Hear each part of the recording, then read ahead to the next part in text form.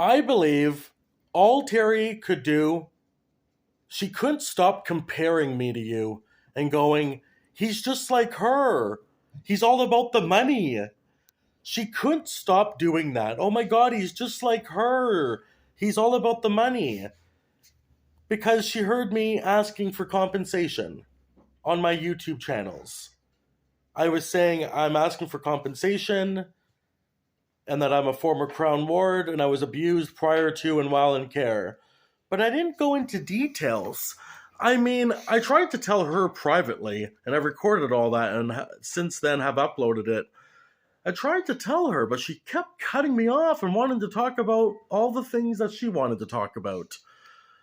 So I didn't. I tried to tell her, okay, I didn't put it on my channel because there's no other kids coming forward. But then the Sudbury Star writes an article about what's going on now.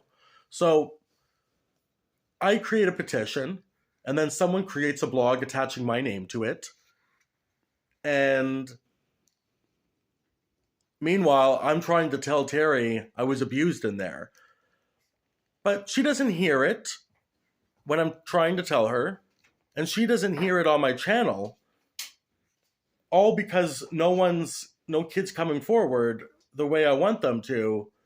But then the Sudbury Star comes, and then after all of that, now she wants to say, he liked it there. I didn't like it there, okay? I didn't like it there. You weren't listening. I tried to tell you, but you didn't want to listen. And I didn't put it on my channel because no kids were coming forward.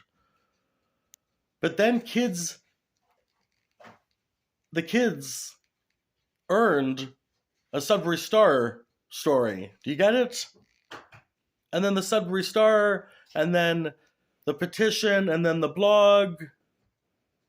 And now I even do a one-man rally. I mean, I was living in Sudbury now, and it was difficult because I was remembering all these things that I'm about to tell you. Okay, these things that I didn't share, that made everyone in my mom's family go, no, he liked it there. He's just like her, wanting the money. No, I'm here to tell you the things. Okay? The three things: forced medication by Dr. Marr with Maureen O'Brien. Okay? Forced medication. Sudbury Algoma Hospital, Maureen O'Brien, Edward McCann. Okay, you got that. Forced medication. Then you have unnecessary restraints, physical restraints by the staff. Something that's supposed to be a last resort, it seemed at the time to be, instead of a last resort, a first resort. And then one-to-one, where a staff follows you wherever you go. The staffs follow you wherever you go. Write down what you're doing every 15 minutes. The only place you have privacy is in the bathroom. Now, the times that they did have all the kids, all of us, go on field trips, like the Sudbury Wolves or Canada's Wonderland, that's just to try to make us like it there. But if you didn't have that, no, none of us did. That's why after the petition and the Sudbury Star and everything, after all this, no one's come forward and has said, hey, I lived there. I liked it there. You're never going to get that. You're never going to get that. Now, the first thing, besides the 3 points, is the sexual abuse. First, I'm sexually abused by my stepfather, Joe. Okay? Then I go in, molested by the other kids. I'm not going to say their names. I'd have to go into the file that Claire Nobbs from SOY, Sherborne Health Center program in Toronto, the document that we created, she helped me write down all of my abuse in chronicle order, and I would have to go into that document and read their names, but I'm not going to go do that right now. Now, all the kids, okay? Then you have Ross Henry telling me, running up to me and going, he's in the bathroom. I just spied on him. He had a boner. Now, Claire, you have that whole experience. Claire Nobbs doesn't give him the benefit of the doubt and says, no, he must have found it sexually arousing working with you kids. Okay?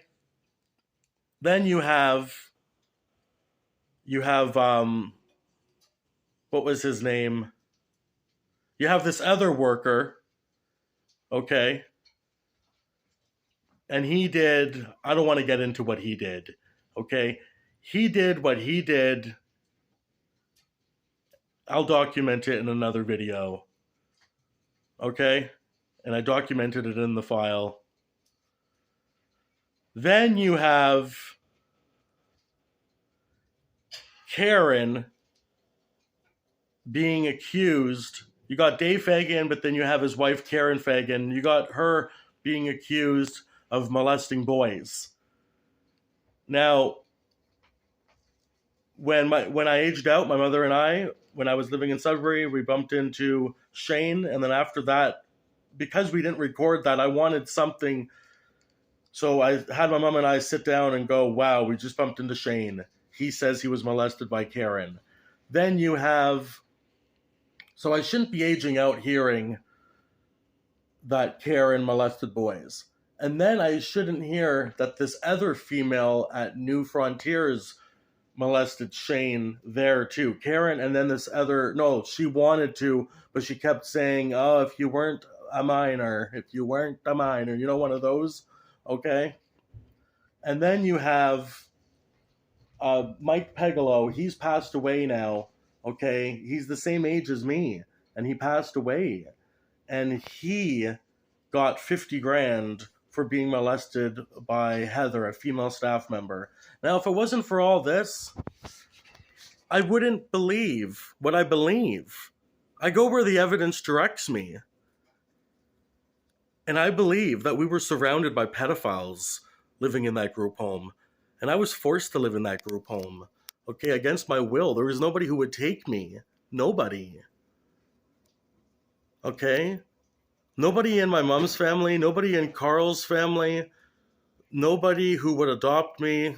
My only option was sit down, get comfortable, and wait till you're 18 or 21.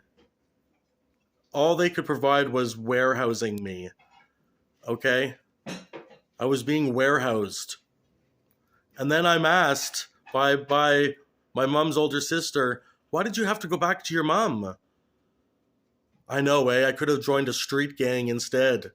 I hear that a lot of boys, they join a street gang all because they didn't have a father raising them. Would you have rather had that instead?